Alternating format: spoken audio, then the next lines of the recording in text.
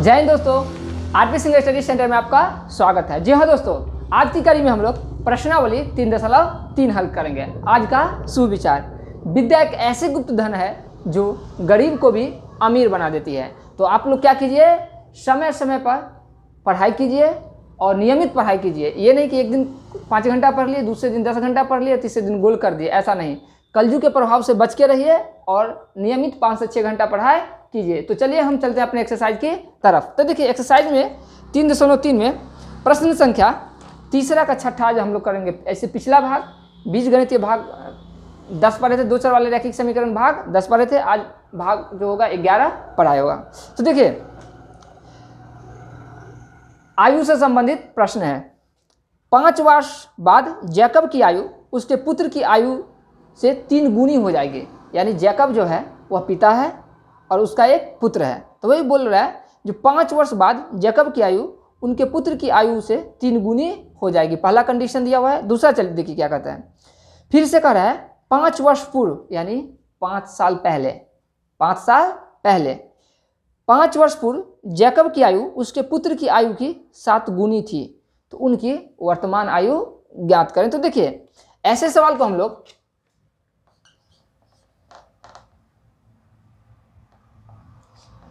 तो देखिए सबसे पहले देखेंगे जैकब की आयु।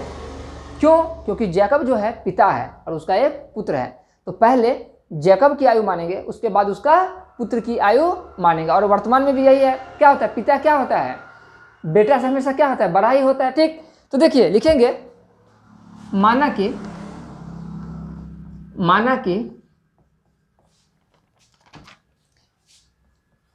जैकब की कभी भी मानेंगे वर्तमान आयु ही मानेंगे। कौन सा आयु मानेंगे? वर्तमान आयु। माना कि जैकब की वर्तमान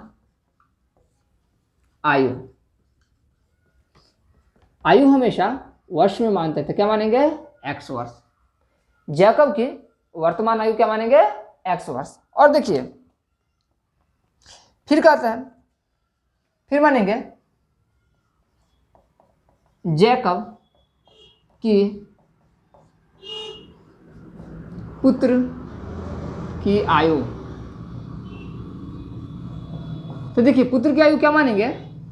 y वर्ष। पुत्र की आयु क्या मानेंगे? y वर्ष। तो देखिए अब क्या कह रहा है, 5 वर्ष बाद जैकब की आयु उसके पुत्र की आयु की 3 गुनी हो जाएगी। तो देखिए 5 वर्ष बाद, तो देखिए अभी आप मान के चलिए 10 वर्ष के हैं। कितने वर्ष के हैं? 10 वर्ष बाद। हम आपसे बोले कि 5 वर्ष बाद आप कितने साल के हो जाएंगे? तो आप बोलेंगे 15 साल। तो जब बाद में रहेगा तो उसमें क्या होगा? प्लस होता है, यानी जोड़ होता है। तो लिखेंगे 5 वर्ष बाद जैकब की आयु, तो क्या हो जाएगा? x + 5 वर्ष। कोई दिक्कत नहीं। अब देखिए 5 वर्ष बाद, वो तो जैकब की आयु था, और 5 वर्ष बाद जैकब की पुत्र की आयु,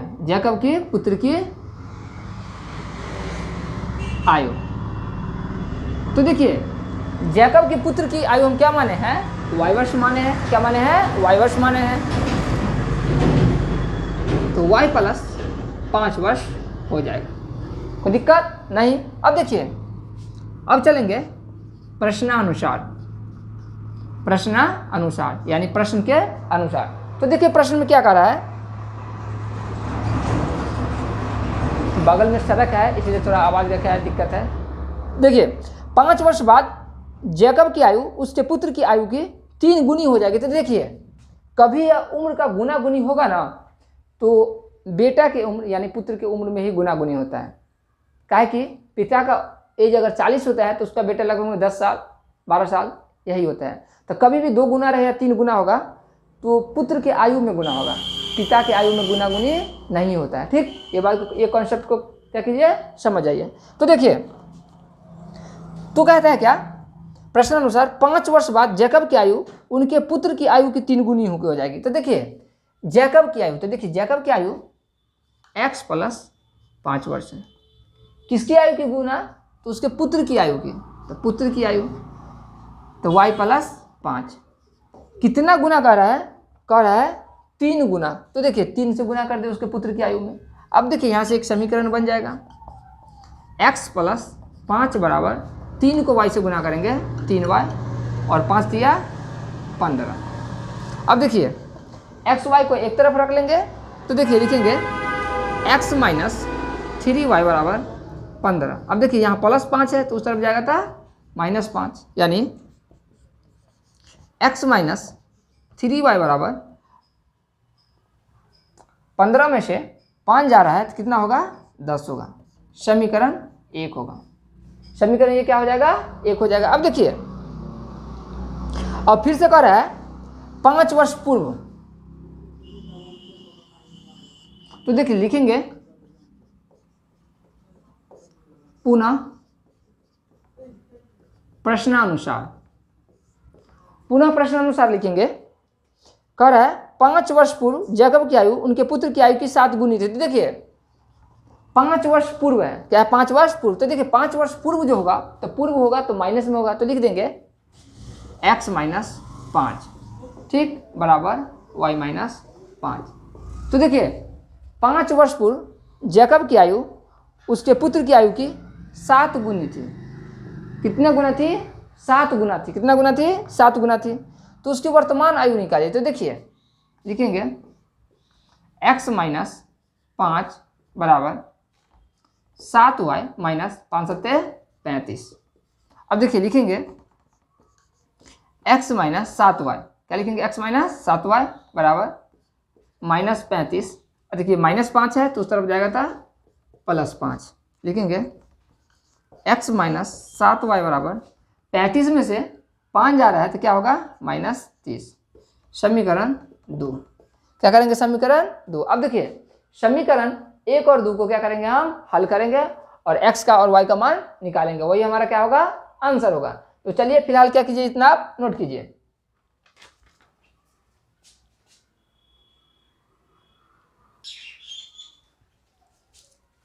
तो चलिए अब देखिए समीकरण 1 में है x - 3y = 10 और समीकरण 2 में है x - 7y = -30। तो देखिए हम यहाँ पे क्या करेंगे, x समीकरण 1 में भी है, समीकरण x 2 में भी है, तो समीकरण 1 में से हम 2 करके करेंगे यहाँ पे घटा देंगे। तो लिखेंगे समीकरण 1 - 2। समीकरण 1 में से 2 को क्या कर देंगे? घटा देंगे। तो चलिए घटाते हैं। तो देखिए लिखेंगे x - 3y = 10 और लिखेंगे x - 7y = -30। अब देखिए घटाए हैं तो घटाव का चिन्ह देंगे। देखिए प्लस है तो माइनस, माइनस है तो प्लस, माइनस है तो प्लस। अब देखिए x प्लस में x माइनस में तो क्या हो जाएगा? कट जाएगा। अब देखिए 7y में से 3y जा रहा है तो कितना y बचेगा? 4y। और देखिए 30 और 10 40, तो लिख देंगे 40। कोई दिक्कत नहीं है। अब देखिए y बराबर लिख देंगे 40। अब देखिए 4 यहाँ किसके रूप में है? गुना के रूप में है, तो इस तरफ आएगा था भाग के रूप में। 4 दाहीं का 40, तो y बराबर हो गया आपका 10। अब देखिए y का मान समीकरण 1 में या समीकरण 2 में पुट कर दीजिए। तो देखिए पहले समीकरण 1 है तो हम इसी में पुट करते हैं। तो लिख देंगे y का मान समीकरण 1 में रखने पर, y का मान समीकरण 1 में रखने पर। तो देखिए x - 3 और y, तो देखिए y का मान कितना निकला है? 10 निकला है, तो बराबर 10। लिखेंगे x - 10 दिया 30 बराबर 10। तो देखिए इस तरफ है तो माइनस में है तो उस तरफ जाएगा था प्लस में, तो 10 और प्लस 30, तो x बराबर 30 और 10 40। तो देखिए x बराबर क्या होगा? 30 10 40। अब देखिए हमारा प्रश्न जो है अब हल हो चुका है। क्या कहता है? जैकब की वर्तमान आयु निकाले। तो देखिए लिखेंगे इसीलिए जैकब की वर्तमान आयु। तो देखिए जैकब की वर्तमान आयु बराबर हम क्या माने हैं, x वर्ष। तो देखिए x का जो मान निकला है मेरा 40 निकला है, तो लिख देंगे 40 वर्ष। पहला आंसर ये हो गया। और दूसरा कहता है उसकी पुत्र की भी वर्तमान आयु निकाले। तो देखिए लिखेंगे जैकब की पुत्र की आयु। तो देखिए जैकब की पुत्र की आयु क्या माने हैं, y वर्ष। तो y का मान क्या निकला है, 10 वर्ष। यही आपका क्या हो गया, आंसर हो गया। और चैनल पे नए हैं तो चैनल को सब्सक्राइब जरूर कीजिए, लाइक भी कीजिए, कमेंट भी कीजिए और शेयर भी जरूर कीजिए। चलिए अब इसे क्या कीजिए, नोट कर लीजिए।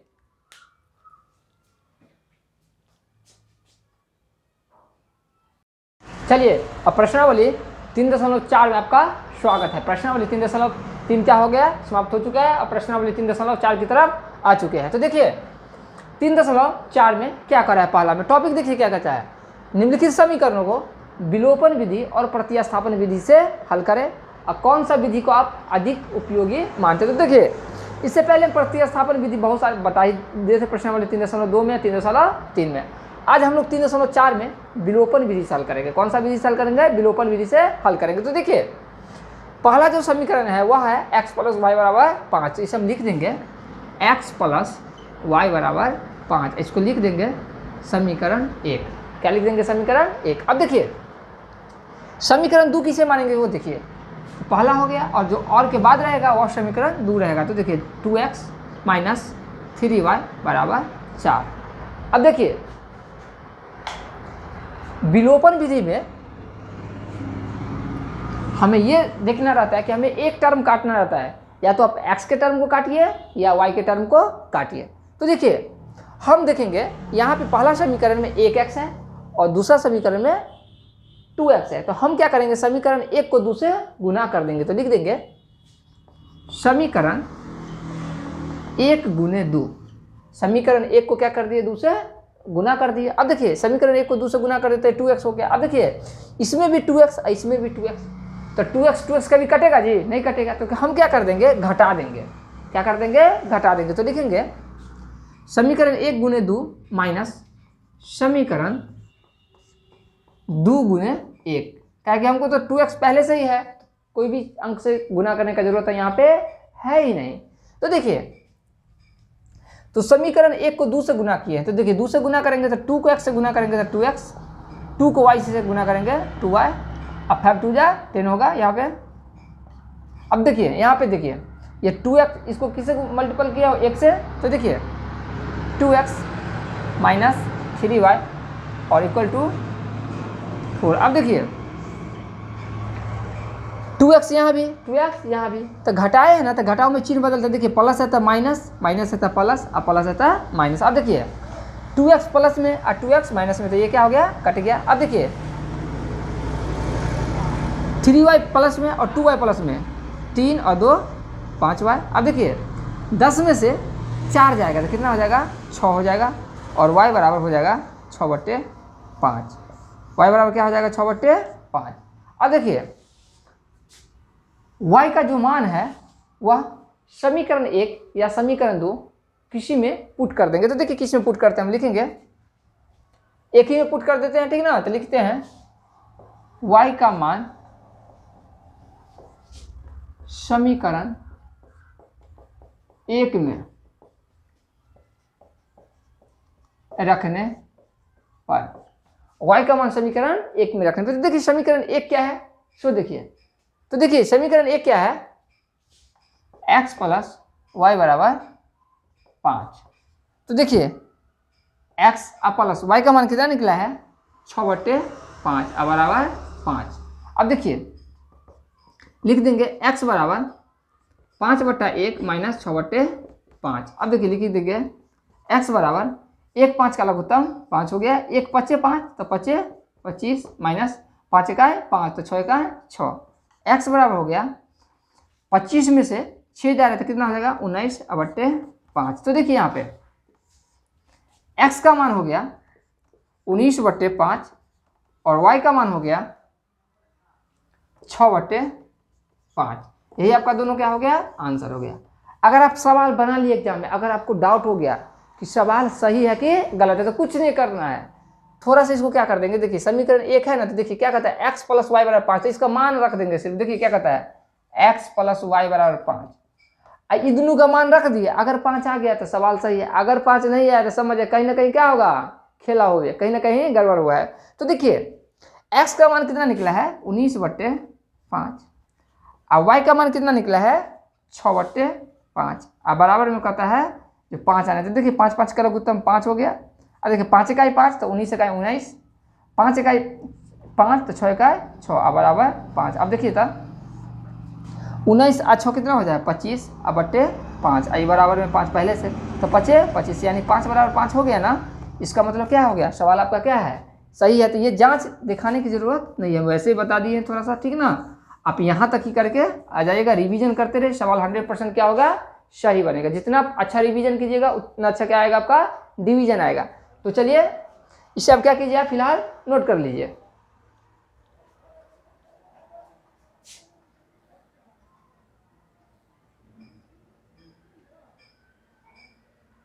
तो चलिए अब प्रश्नावली 3.4 का प्रश्न संख्या पहला का दूसरा हल करते हैं। देखिए क्वेश्चन क्या कर रहा है, क्वेश्चन कर रहा है 3x + 4y = 10, 3x + 4y = 10 और 2x - 2y = 2। तो देखिए सबसे पहले क्या दिया हुआ है 3x + 4y = 10। तो देखिए इसे क्या करेंगे, समीकरण 1 मानेंगे। समीकरण क्या मानेंगे, 1 मानेंगे। अब देखिए दूसरा में क्या दे दिया है 2x - 2y = 2। तो देखिए ये तीनों में 2 मिल रहा है, तो 2 मिल रहा है, इसे कॉमन ले लेंगे। इससे क्या होगा, हमें सवाल बनाने में क्या होगा, आसानी होगी। तो देखिए 2 इसमें कॉमन ले लिए, तो देखिए 2 कॉमन ले लेते हो गया x - y = 2। तो देखिए लिखेंगे x - y = 2/2, तो देखिए 2 × 2 यानी x - y = 1। देखिए समीकरण क्या हो गया, 2 हो गया। अब देखिए ये समीकरण क्या हो गया, 2। अब देखिए समीकरण 1 में क्या है 3x है, और समीकरण 2 में क्या है, सिर्फ x है।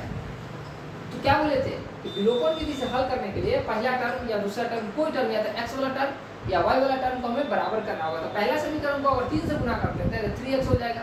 तो लिखेंगे समीकरण, तो देखिए पहला को नहीं गुना करेंगे, समीकरण 2 में गुना करेंगे, ठीक है। तो देखिए समीकरण 1 × 1 यानी 1 में क्या है 3 पहले से मौजूद है। अब देखिए b में क्या नहीं है, 3 नहीं है, तो लिखेंगे माइनस समीकरण 2 गुने समीकरण 2 गुने समीकरण 2 को कितने से गुना करना है, तो 3 से गुना करना है। तो देखिए समीकरण 1 को 1 से गुना करना है, तो उतना को उतना ही हो जाएगा 3x + 4y = 10।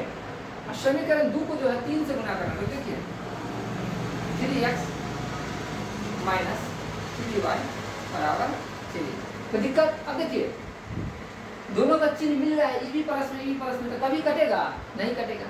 तो लिखेंगे घटाव किए हैं तो चिन्ह बदल जाएगा। तो देखिए प्लस है तो माइनस, और माइनस है तो प्लस, और प्लस है तो माइनस। अब देखिए 3x प्लस में और 3x माइनस में क्या हो जाएगा, कट जाएगा। अब देखिए 4y और 3y, तो कितना y हो जाएगा, ये हो जाएगा 7y। अब बराबर देखिए 10 में से 3 जा रहे थे, क्या होगा 7, यानी हम इसे लिख सकते हैं 7y = 7, यानी y = 7/7। तो देखिए 7 का 7 कट गया, तो y बराबर हो गया आपका 1। y बराबर आपका क्या हो गया 1। अब देखिए y का जो मान है वह समीकरण 1 में रखिए या समीकरण 2 में रखिए। हमारे विचार समीकरण 2 जो है छोटा है, समीकरण 2 क्या है, छोटा है, तो छोटा में ही रखिए, जल्दी से बन जाएगा। तो देखिए लिखेंगे y का मान समीकरण 2 में रखने पर, y का मान किसमें रखने पर, समीकरण 2 में रखने पर। देखिए लिखेंगे x - y = 1, लिखेंगे x, और देखिए y का मान कितना रखे हैं 1 ना, 1 = 1, यानी x बराबर 1 प्लस 1, यानी x बराबर 1 क्या हो गया 2 हो गया। तो देखिए पता है x और y का मान निकले थे, x का मान हो गया 2 और y का मान हो गया 1। अब चलिए इसे क्या कीजिए आप नोट कर लीजिए, और चैनल पे नए हैं तो चैनल को सब्सक्राइब जरूर कीजिए। यूट्यूब पे पढ़ाने में बहुत मेहनत लगता है, ठीक है, तो चैनल को सब्सक्राइब, लाइक, कमेंट, शेयर जरूर कीजिए। चलिए वीडियो देखने के लिए बहुत बहुत धन्यवाद। अपना ध्यान रखिए। जय हिंद।